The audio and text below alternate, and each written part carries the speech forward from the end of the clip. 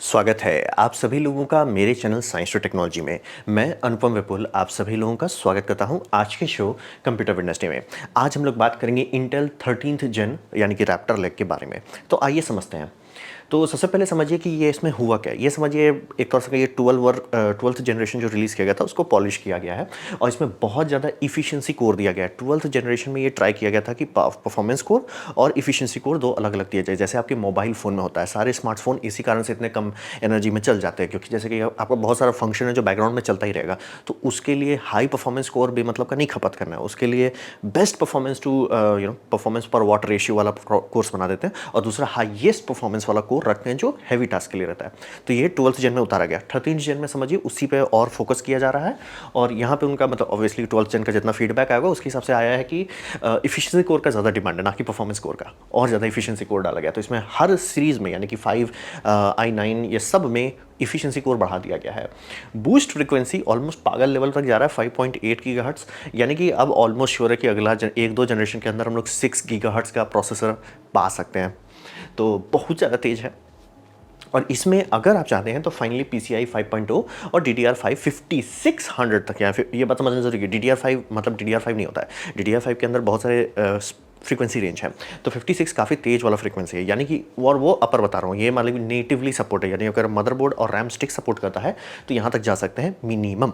इससे ऊपर भी जा सकते हैं लेकिन तब वो हो जाएगा इंटेल वाला, देखो भैया अब आप ओवरक्लॉक टेरिटरी में है, इसकी जिम्मेदारी हम नहीं लेते, हम जिम्मेदारी यहाँ तक लेते हैं। और ये पहली बार हो रहा है कि इंटेल PCI जैसा फंक्शन बाद में लाया। और इसका जो सॉकेट है LGA 1700 जो है ये 12th जेन का ही सॉकेट है। तो ये समझना बेहद ज़रूरी है कि अगर आपके पास 12th जेन का कोई अच्छा मदरबोर्ड है वो आराम से चल सकता है। अगर वो मदरबोर्ड DDR4 का भी है तो भी कोई प्रॉब्लम नहीं है, वो आराम से सपोर्टेड है। जैसे कि AMD एक पूरा जंप मारा, AMD का जंप अभी तक AM4 पे चल रहे थे, अब हुआ कि AM5 में चल रहा है। हर चीज़ को हटाया गया, पूरा फ्रेश स्टार्ट किया। बस एक अजीब चीज़ किया कि वो कूलर को सपोर्ट कर रहा हूँ मैं, और डिटेल्स आ जाएंगे तो क्लियर कर दूंगा कि वो कूलर वाला आइडिया मे भी उतना अच्छा नहीं था। तो हिसाब यह है कि यहाँ पे अगर आपके पास पुराना 12th जनरेशन का मदरबोर्ड और प्रोसेसर है, आप प्रोसेसर बदल सकते हैं। सेम सॉकेट है, सेम प्रोटोकॉल है, कोई टेंशन वाली बात नहीं। लेकिन हाँ ये समझ लिए कि ये LGA 1700 का आखिरी है। ये इंटेल AMD जैसा नहीं चलता कि 3-4 जनरेशन लॉन्च करने की कोशिश करें, उसका कि भैया 1 या 2 बस खत्म, आगे बढ़ो। तो यहाँ पे वही समझना आपको ज़रूरी है कि अगर आप 12th जेन खरीद चुके हैं आप इसमें जंप कर सकते हैं बहुत आसानी से। और अगर इसके लिए आप डायरेक्ट कूद रहे हैं कि मैं पूरा घुस रहा हूँ इंटेल में नया फ्रेश, मान लीजिए आपका बहुत साल से कंप्यूटर नहीं बदले, अब आप इसमें कूदना चाह रहे हैं, तो मत एक्सपेक्ट कीजिएगा कि मैं उस प्रोसेसर और को मतलब बदल के कोई और नेक्स्ट जनरेशन का प्रोसेसर लगाऊं, क्योंकि इंटेल का ये लास्ट जनरेशन, मतलब इंटेल खुद ही कह रहा है कि 1700 सॉकेट पे ये आखिरी है। तो ये हुआ रैप्टर लेक। अब बात करते हैं इंप्रूवमेंट कहाँ आया रैप्टर लेक में। तो बात मतलब हर बार कहते हैं थोड़ा सा FPS बढ़ा हो गया, थोड़ा स्टेबिलिटी हो गया, थोड़ा ये वो। मेन अंतर क्या है जो आपको महसूस होगा अगर सब चीज़ सही से काम करता है, तो मेगा टास्कर्स पे ये लोग फोकस कर रहे हैं। यानी कि जो मैंने आपको बताया कि मोबाइल फ़ोन इतना बढ़िया से क्यों चलता है, इतने कम पावर में इतना बम बम काम कैसे कर लेता है, कारण वही इफिशियंसी और परफॉर्मेंस कोर। तो हिसाब ये है इंटेल को समझ में आया कि इफिशियंसी कोर्स जो है उनके वो ख़राब नहीं है। और हाँ ऑब्वियसली इफिशियंसी कोर आज का डिज़ाइन से अगर बनाया जा रहा है तो बहुत कम पावर में बहुत चीज़ कर लेता है। तो जब भी आप ये कर रहे हैं कुछ भी हैवी लोड कर रहे हैं, जैसे कि मैं वीडियो जब रेंडर करता हूँ तो 20 से 40 मिनट के लिए मैं कंप्यूटर छोड़ देता हूँ, कुछ नहीं कर सकता। मेरा एक्चुअली बहुत पुराना कंप्यूटर, लेकिन नया वाले में भी यही होता है कि छोड़ दिया जाता है। और फिर आप बेकिंग कर रहे हैं, जैसे कि 3D वर्ल्ड में जितने लोग टेक्सचर बेक करते हैं, हाँ भाई छोड़ दो, हो रहा है सर बेक हो रहा है, छोड़ दो कंप्यूटर, छोड़ दो उस टाइम के लिए। कंपाइलिंग कर रहे हो या कोई भी इस तरह का हैवी टास्क हो, चाहे इनकोडिंग हो, जनरली कंप्यूटर को छोड़ दिया जाता है, क्योंकि वो नहीं मतलब समझ रहे कि वो पूरा CPU साइकिल से अगर खपत हो रहा है तो उसका कोई तरीका ही नहीं बचता कि वो कुछ और कर सके। तो मतलब अगर आप कि अच्छा वीडियो रेंडर में तो मैं यूट्यूब देख लेता हूँ, वो भी नहीं हो पाता है ठीक से। तो हिसाब ये है कि इंटेल के पास जो ये आर्किटेक्चर का दूसरा जनरेशन हो गया कि परफॉर्मेंस और इफिशियंसी कोर का, तो वो लोग स्विच करने वाला एल्गोरिदम बहुत अच्छे से करें। लेकिन इसके लिए आपको विंडोज़ 11 होना चाहिए, और अगर ये सही से काम कर रहा है तो आप आराम से काम के ऊपर काम पाइल अप कर सकते हैं, कोई दिक्कत नहीं होगा। जैसे आपने वीडियो रेंडरिंग लगा दिया, ठीक है, अब आप सोच रहे कि एक काम करो, जैसे मैं करूँगा कि ठीक है भाई अब मैं यूट्यूब पर अगला रिसर्च करता हूँ या जो भी करना है आप कर सकते हो। नॉर्मल कंप्यूटर में ये नहीं कर पाएगा, मतलब बहुत पावर है वो थोड़ा सा घटा देगा, इसमें है कि स्विच कर देगा और इसमें 3-4 टास्क एक साथ किया जा सकता है, जो कि बहुत बड़ी बात है। यहीं पे इंटेल मेन फोकस कर रहा है। जैसे आप मोबाइल में कितना सारा बैकग्राउंड ऐप खोल के रखते हैं, आपको कभी सोचना नहीं पड़ता, इंटेल वही फंक्शंस को डेस्कटॉप पे ला रहा है और भी बम बम ताकत के साथ। जंप टू PCI 5.0 और DDR5, जैसे काफ़ी लोग को है कि रैम ऐसा चीज़ है जो एक्चुअली आप बढ़ाते हो, PCI 5.0 कुछ रिक्वायरमेंट्स में ज़रूरत पड़ता है। तो अगर वैसा सिचुएशन है तो आप चाहोगे कि मैं इंटेल, और इसी बार अगर आपको खरीदना है, जैसे मान लीजिए पिछला कंप्यूटर हो गया भाई, अब हम और 1-2 साल नहीं घसीट सकते, तो यहीं आपको बदलना पड़ेगा, तो थैंकफुली आप बदल सकते हैं अगर आपके पास पैसा है, क्योंकि नया मदरबोर्ड लेना पड़ेगा। और बेटर परफॉर्मेंस टू पर वाट का ये जो क्लेम कर रहे हैं, ये क्लेम बहुत भयानक है। क्लेम है कि 12900K, जो कि एक्चुअली अच्छा प्रोसेसर है इंटेल की तरफ से, लेकिन बहुत ज़्यादा बिजली खाता है। मतलब आपको बिजली बिल का टेंशन नहीं है तो ही आप उसको लीजिए, क्योंकि बहुत ज़्यादा बिजली वो खाता है, बहुत ज़्यादा हीट पैदा करता है। तो अगर आप जैसे एयर कंडीशनर रूम में, तो आपका AC को बार बार ऑन होना पड़ेगा, और कूलर है, कूलर भी बम बम होना चाहिए। तो 240 वाट पे जो परफॉर्मेंस दे रहा है, उस परफॉर्मेंस को एक्स मानिए, ये 13th Gen 65 वाट पे वो परफॉर्मेंस दे पा रहा है, क्लेम है। अगर वो 65 को अगर आप 70 भी कर दो तो बहुत ज़्यादा बड़ा बात है, ये अति भयानक बात है अगर ये बात सच साबित होती है। तो परफॉर्मेंस यही समझिए कि यहीं पे मेन कर रहे हैं, मेगा टास्कर को संभाल लें कि भैया आप रेंडरिंग कर रहे हो तो भी मेरा कंप्यूटर फ्रीज अप नहीं होगा, कंपाइलिंग कर रहे हो तो भी फ्रीज अप नहीं होगा, वो आराम से पीछे शेड्यूलिंग करता जाएगा, आपको टेंशन लेने की ज़रूरत नहीं। हाँ, वो धीरे ज़रूर हो जाएगा, लेकिन रुकेगा नहीं और ना ही क्रैश करेगा, वो संभाल लेगा। तो इंप्रूवमेंट्स यहीं पे किया गया, मेन फोकस यही है, मेगा टास्कर पे और परफॉर्मेंस पर वाट पे फोकस किया गया, क्योंकि मतलब काफ़ी लोग करेंगे ये 12th Gen प्लस है। तो अब बात करते हैं AMD के कंपेयर में, क्योंकि AMD ने भी रिलीज़ किया। तो इस आप ये समझिए कि AMD जैसे रिलीज़ किया था 5000 सीरीज, मतलब सीधा सीधा पहली बार हुआ शुद्ध मामले में कि शांति से AMD खरीदो, काम खत्म, दी एंड, क्लीन विन था। ऐसा इस बार AMD के साथ नहीं होगा 7000 सीरीज में, और ना ही इंटेल के साथ ऐसा होगा। इंटेल का भी ऐसा नहीं कि इंटेल ही खरीदो, इंटेल होगा कि 1-2 चीज़ में वो अच्छा है, AMD होगा 1-2 चीज़ में हम अच्छे हैं। और ये एक्चुअली बहुत अच्छी बात है हम सभी लोगों के लिए, क्योंकि दोनों अब अपना दाम को पागल जैसा नहीं कर सकते। AMD का 5000 अच्छा था, जेनुअली उनको पता चला दाम थोड़ा सा बढ़ा लिए, क्या करोगे भाई, इंटेल तो खरीदोगे नहीं, परफॉर्मेंस नहीं है उसमें, तो हिसाब वही वाली बात हो गई।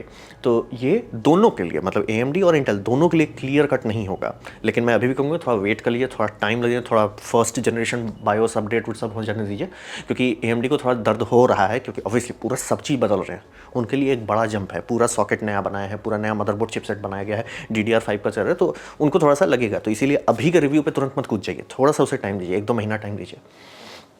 तो AMD 5000 जो ऑप्शन है, उसमें इन्होंने जब टेस्टिंग किया तो टेस्टिंग में वो लोग 5000 बेसिक रैम इस्तेमाल कर रहे थे, यानी मैं इंटेल के ग्राफ के साइड से बता रहा हूँ। अब बात है ये थोड़ा गड़बड़ वाली बात है, क्योंकि AMD के बारे में सबको जानता है, AMD कैश पे पूरा फोकस होता है, कैश को फीड करने के लिए बहुत हाई स्पीड रैम चाहिए।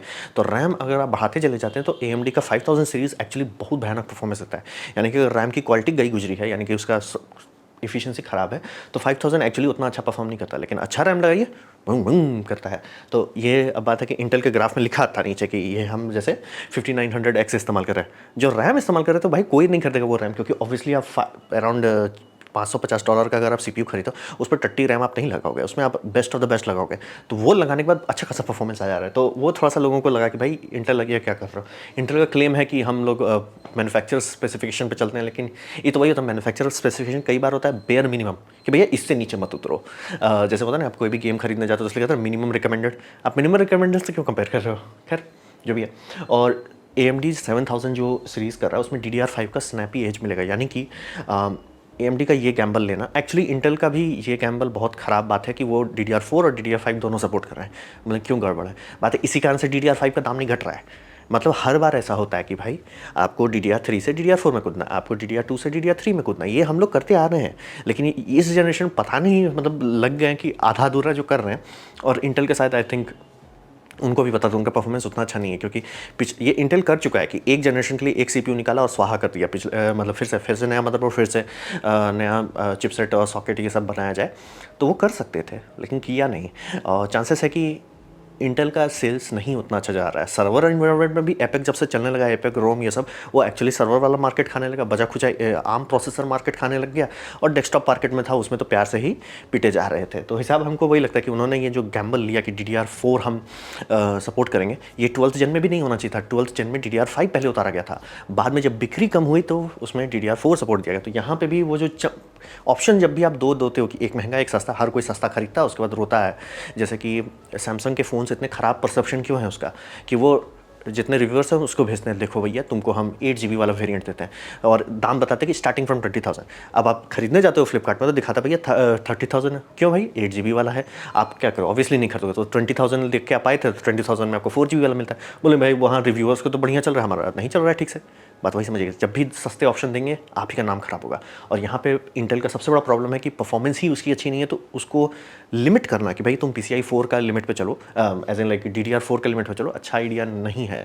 और ये आने वाले टाइम में बहुत मायने रखा है, क्योंकि अभी समझिए विंडोज़ 11 जो है वो भी पॉलिश किया जा रहा है, तो विंडोज़ 11 धीरे धीरे DDR5 को अच्छा से यूज़ करने लगा है, और DDR5 अगर आप पूरा रॉ सपोर्ट दे रहे हैं तो आने वाले टाइम में आपको बहुत भयानक हो जाएगा ये कंप्यूटर। और तो हिसाब ये समझिए कि मैं और जब टाइम निकलेगा तो बताऊँगा, मुझे लग रहा है कि AMD 7000 सीरीज़ जो है इसका CPU टेम्परेचर बहुत ज़्यादा है, होना नहीं चाहिए उतना हाई। मतलब हो सकता है, ऐसा बात नहीं कि सारे सर्वर को 95 पे रखा जाता है मैक्सिमम, कि जितना काम तुम कर सकते हो, जितना लोड दिया जा सकता है दिया जाता है ऑब्वियसली, लेकिन बात है कि ये सब उतना हाई नहीं जाना चाहिए था। तो सब लोग जो खोल रहे हैं, डीलीडिंग कर रहे हैं, डीलीडिंग के बाद पता चला कि थिकनेस बहुत ज़्यादा है।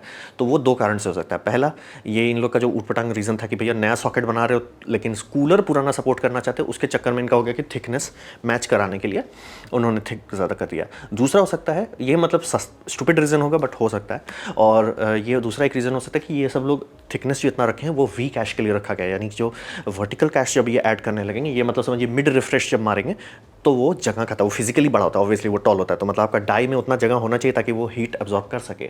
मतलब इसको जो इसका हीट स्प्रेडर है उसमें एचिंग की जाएगी या उसको मिल किया जाएगा, तो वहाँ जगह होना चाहिए तभी तो वो कर पाएगा, तो शायद इसलिए किया गया। लेकिन इसका सीधा मतलब है कि भैया लैपटॉप में AMD गर्रा उड़ा देगा, बहुत ज़्यादा उसके पास हेडरूम मिलेगा, क्योंकि लैपटॉप में कैसे किया जाता है, बॉल ग्रिडर है, पहले वही बहुत अच्छा थर्मल कंडक्टर होता है, दूसरा उसके ऊपर बिना इंटीग्रेटेड हीट स्प्रेडर का डायरेक्ट कूलिंग अटैच की जाती है।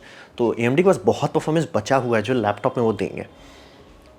और रहा बात कि AMD एक दो चीज़ बहुत अच्छा कर रहा है, ये बहुत स्लो और मेथोडिकल रिलीज़ कर रहा है, यानी कि हमने 5000 रिलीज़ किया, चिल, सांस लीजिए, 2 साल हो गया, सांस लीजिए, कोई टेंशन नहीं है, क्योंकि खरीदने में लोगों को टाइम लगता है। जैसे अब जब भी कुछ नया चीज़ होता है बच्चे लोग आ जाते हैं मेरे से पूछेंगे इसका रिव्यू का प्राइस करोगे, लाइक खरीद लोगे क्या? लाइक अगर आपके पास पैसा है तो भी आप नहीं खरीद सकते, क्यों? लॉन्च होने में टाइम लगता है, अनाउंसमेंट करके कंपनी बुड़बक बनाती है, फिर लॉन्च करती है, फिर बोलती है कि नहीं स्टोर सेल्फ अवेलेबिलिटी कुछ महीने बाद होगी, और प्लस मतलब समझ रहे हो, जबरदस्ती का घर सीटते हैं, तो पता चलता है कि एटलीस्ट 6-7 मंथ तो लग जाता है लोगों को खरीदने में। तो वहाँ पे 2 साल देना वो भी बहुत टाइट ही है, लेकिन ठीक है, कुछ टाइम है कि लोग के पास खरीद लेंगे, उसके बाद रुकेंगे, यूज़ करेंगे कि हाँ मेरा कुछ अच्छा है, फिर होगा कि धीरे धीरे 1-2 साल आपको लगेगा पुराना हो गया है, फिर नया आएगा। मोबाइल जैसा CPU सॉकेट्स को नहीं रिफ्रेश किया जैसा, इंटेल जो है ये बहुत स्पीड से कर रहा है। 10th 11th 12th जनरेशन, मतलब 10 900 के, 11 900 के, 12 900 के, 13 900 के, ये सब बहुत नज़दीक नज़दीक आ गया। अब इससे बात होता है कि जो इतने लोग भी इंटेल खरीद रहे हैं वो परेशान है कि भैया, जैसे मान लीजिए कि क्या होगा आपका अगर आपने 1100 खरीद लिया था तो, क्योंकि 1100 और 1200 के बीच में गैप महीनों में है, साल में नहीं महीनों में है। और टोटल अगर आप देखें तो बहुत, मतलब ये टोटल 4 जनरेशन जो रिलीज़ हो गया है बहुत नज़दीक है एक दूसरे के, मतलब 2 जनरेशन वर्सेस 4 जनरेशन। तो इससे मतलब इंटेल पे जो भी खरीदा उस खुद ही अनश्योर रहेगा कि लें कि रुक जाए कुछ महीना। बोल रहे हैं कि मतलब इस सब के वीडियोज़ अगर आप देखेंगे तो 1 साल का भी गैप नहीं है, 9 महीने का गैप है। तो बात वही रहता है कि इससे कस्टमर कॉन्फिडेंस घट जाता है, कि मतलब समझिए ना कि एप्पल क्यों अपना फ़ोन्स को टाइम लेकर रिलीज़ करता है, कि नहीं आप खरीदे हैं ना नया, इन्जॉय कीजिए, थोड़ा दिन मज़ा लीजिए, उसके बाद हम जब आप थोड़ा बोर हो जाएंगे, थोड़ा सेटल हो जाएंगे कि हाँ तब हम नया रिलीज़ करेंगे। ये नहीं करेंगे कि मतलब आपने खरीद लिया ना, अरे आप तो बुड़बक हो ये नया ले लो, फिर आपने उसको खरीदे, अरे आप तो बुड़बक हो ये नया ले लो, जो कि हो चुका है 10 11 12 और अब 13। तो AMD का कंपेयर में इनका पोजीशन जो है as a reputation point of view उतना अच्छा नहीं है। अब बात करते हैं दोनों केस में, AMD और इंटेल दोनों के केस में आ रहा है कि GPU ही मेन बॉटलनेक बन गया है, क्योंकि आजकल GPU बहुत चीज़ में इस्तेमाल होता है, चाहे वो वीडियो ट्रांसकोडिंग हो, गेम में ऑब्वियसली, और हैवी डेटा सेट कैलकुलेशंस में भी इस्तेमाल होता है, जैसे कि AI में। तो हिसाब रहता है कि GPU अगर आप आउटडेटेड यूज़ कर रहे थे, outdated I think like 3000 series RTX का और Radeon 2 RDNA 2 इस्तेमाल जो आप कर रहे थे, उसमें उतना अगर हॉर्स पावर ही नहीं था तो आपका CPU चोक करने लगेगा। तो lack of powerful GPU market में जो था वो है ही नहीं उतना। आप नया कुछ अपग्रेड करो तो ऑब्वियसली नया GPU के साथ उसको टेस्ट करना चाहोगे, वो आया नहीं लॉन्च के कारण। तो चांसेस है कि CPU का हॉर्स पावर दिख ही ना रहा हो, मे बी सबको उम्मीद कर रहे हैं सबकी, चाहे वो AMD ही हो चाहे वो इंटेल ही हो, कि उनके CPU उतना भयानक नहीं है। जैसे कि 5000 जब रिलीज़ हुआ था सब लोग वो, और 12000 भी अच्छा था, मतलब अगेन बिजली बिल तो आपके भावनाओं में बह गया और थर्मल आउटपुट तो भावनाओं में बह गया, लेकिन था परफॉर्मेंस। यहाँ पे किसी को नहीं लग रहा, तो चांसेस है कि मे बी GPU उतना पावरफुल है ही नहीं कि फीड कर पाए CPU को, क्योंकि CPU से फ्रेम्स अगर वो लेता है, फ्रेम रेंडर करके बाहर डालता है, वो अगर फ्रेम फटाफट वो क्लियर करके सिग्नल नहीं भेज रहा है कि भैया फ्रेम भेजो, तो वो तो चुक करने लग जाएगा कि भैया मेरा GPU ही चुक कर रहा है।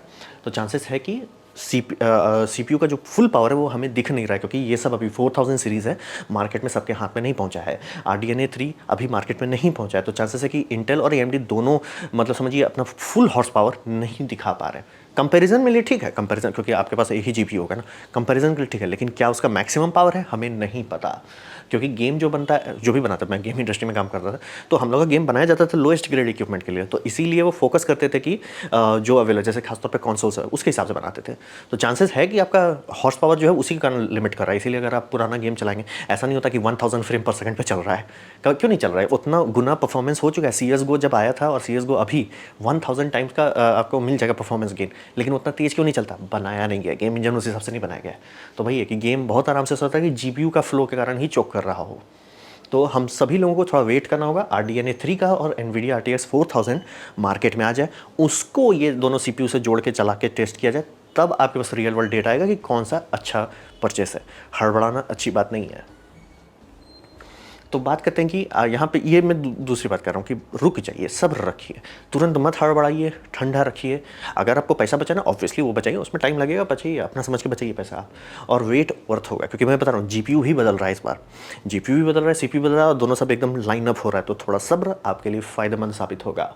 और हिसाब ये समझिए कि AMD और इंटेल का कंपैरिजन डायरेक्ट जब होगा नेक्स्ट जनरेशन GPU के साथ, तब आपको पूरा पिक्चर मिलेगा। क्योंकि आप आराम से ऐसा हो सकता है ना कि मैंने CPU ले लिया, अब बाद में आप होगा कि अरे मेरा ग्राफिक्स कार्ड जैसे मान लिया 2000 सीरीज़ का था, हम बाद में 4000 लेते हैं, अब पता चला लिए भैया हम AMD लिए रहते तो बेटर रहता है, क्योंकि वो उसका रीबार सपोर्ट ज़्यादा मैच्योर है। या उल्टा भी हो सकता है कि अरे इंटेल का जो परफॉर्मेंस कोर का साइकिलिंग एफिशिएंसी वो इतना अच्छा है कि वही ज़्यादा अच्छा से अच्छा ग्राफिक्स कार्ड को यूज़ कर पाता है। इसीलिए सब्र रखें। और तो दोनों का रफ एनालिसिस जो अभी आ रहा है वो है कि AMD महंगा होने वाला है, क्योंकि ये पूरा सॉकेट चेंज कर रहे हैं। नया मदरबोर्ड DDR5 बहुत महंगा होगा, लेकिन लोग अभी भी इसको खरीदने पे इंटरेस्टेड हैं, क्योंकि ये स्नैपी फीलिंग आ रही है। यानी जितने रिव्यूज़ के पास फिजिकल एम्बार्गो लिफ्ट होने के बाद डिटेल है, उस पर विंडोज़ बहुत तेज़ लग रहा है। क्यों? क्योंकि उनका branch prediction algorithm actually beneficial है, मतलब बहुत ज़्यादा इफिशिएंट ब्रांच प्रेडिक्टर डाल दिया गया है। मतलब कितना स्पीड से आप प्रेडिक्ट करते, कोई भी माउस क्लिक होता है ना, वो ऐसा नहीं होता कि सिर्फ माउस क्लिक हुआ, उसके पहले वो एल्गोरिदम प्रोसेस करके रखा रहता है कि ये बंदा क्या करने वाला है। और मतलब वो सब कोड पे बात करें, माइक्रो कोड के लेवल पे बात हो रही है। अगर वो गेस थोड़ा सा भी अच्छा करने लगता है तो आपका कंप्यूटर उड़ने लगता है। तो चांसेस है कि AMD DDR5 में उन्होंने एकदम डायरेक्ट कर दिया कि हम घटिया परफॉर्मेंस आपको खरीदने ही नहीं दें, या तो आप पैसा लेकर खरीदो या तो आप पुराना वाला लो। पुराना वाला लोगे तो हमें ब्लेम नहीं कर पाओगे, अच्छा वाला लोगे तो अच्छा ही परफॉर्मेंस मिलेगा। तो स्नैपीनेस के मामले में काफ़ी लोगों का है कि AMD ही मुझे लेना है, क्योंकि मैं विंडोज़ यूज़ करता हूँ, मैं हैवी टास्क करता हूँ। ठीक है, आपका ये है कि मेरा रेंडरिंग के टाइम में इंटेल ज़्यादा बेटर जाएगा, मैं कुछ भी कर सकता हूँ, लेकिन बात है कि उसको अगर रेंडर करने में 40 मिनट लगता है, AMD 30 मिनट लगता है, तो काफ़ी लोग 30 मिनट लेंगे ना कि भैया ठीक है 30 मिनट में वो फ्रीज़ रहेगा, रहने दो फ्रीज़, वो रेंडर तो कर देगा 10 मिनट पहले, टाइम ज़्यादा कीमती होता है। तो काफ़ी लोगों के लिए AMD सूट करेगा। इंटेल के लिए काफ़ी कॉस्ट इफेक्टिव वाली बात होगी, जो कि बड़ा शर्मनाक बात है, क्योंकि ये बात समझिए, कंपनी की तरफ से कंपनी कभी अपने आप को सस्ता नहीं महसूस कराना चाहिए। इसलिए समझिए कि सैमसंग चाहता है कि अगर सैमसंग फोल्ड को सस्ता फ़ोन बना दे, वो बना सकते हैं, उनके पास इतनी मैन्युफैक्चरिंग, लेकिन चाहते नहीं है। क्यों? ताकि वो मेरा बड़ा है इफेक्ट बना रहे। इंटेल हमेशा उस इफेक्ट में था कि मेरा महंगा है, मतलब गरीब लोग AMD लेते हैं। अब वो इफेक्ट चेंज होना बहुत बड़ी बात है, लेकिन करना पड़ रहा है इंटेल को। तो वही समझिए कि ओल्ड मदरबोर्ड का सपोर्ट, DDR4 का सपोर्ट, और अगर आपका है कि भैया मैं खरीद के और कुछ करता नहीं हूँ, मैं खरीदता हूँ आराम से 4-5 साल यूज़ करता हूँ, बाद में फिर कुछ सोचेंगे, तो ऑब्वियसली इंटेल ही आपके लिए काफ़ी वाइज साबित हो जाएगी, क्योंकि अभी है, खरीद सकते हैं, कोई मतलब शॉर्टेज वोटेज का इशू नहीं है। तो यहाँ पे सब्र रखना हम सभी के लिए फ़ायदेमंद है। तो देखिए आने वाले टाइम में क्या होता है, इसीलिए बोल रहा हूँ नया GPU आने दीजिए, उसके साथ कंपैरिजन होने दीजिए, उसके बाद डिसाइड कीजिए, और ठंडे दिमाग से कीजिए कि क्या आप फटाफट रिप्लेस करते हैं, क्या आप टाइम लेके रिप्लेस करते हैं, क्या करना चाहते हैं आप। तो ये था मेरा प्रेजेंटेशन इंटेल रैप्टर लिक के बारे में, यानी 13th जेन के बारे में। उम्मीद करता हूँ आपको अच्छा लगा, कुछ सीखने मिला, कुछ समझ में हो। अगर ऐसा है लाइक कर दे, दोस्तों शेयर कर दे, उससे मेरा काफ़ी भला होगा। नहीं अच्छा लगा, नहीं पसंद आया, कोई बात नहीं, आप डिसलाइक दबा सकते हैं। मैं कहूँगा डिसलाइक 2 बार दबाएं, उससे मुझे पता चलो कितना ना पसंद हुआ है। मैं आपसे कहूँगा कि कमेंट लिखें, मैं हर कमेंट को पढ़ने की कोशिश करता हूँ। आपसे कहूँगा सब्सक्राइब कीजिए, बेल दबाइए अगर आप फ्री हैं तो। आपने मेरा वीडियो देखा, चैनल को मुझे बहुत खुशी हुई। धन्यवाद।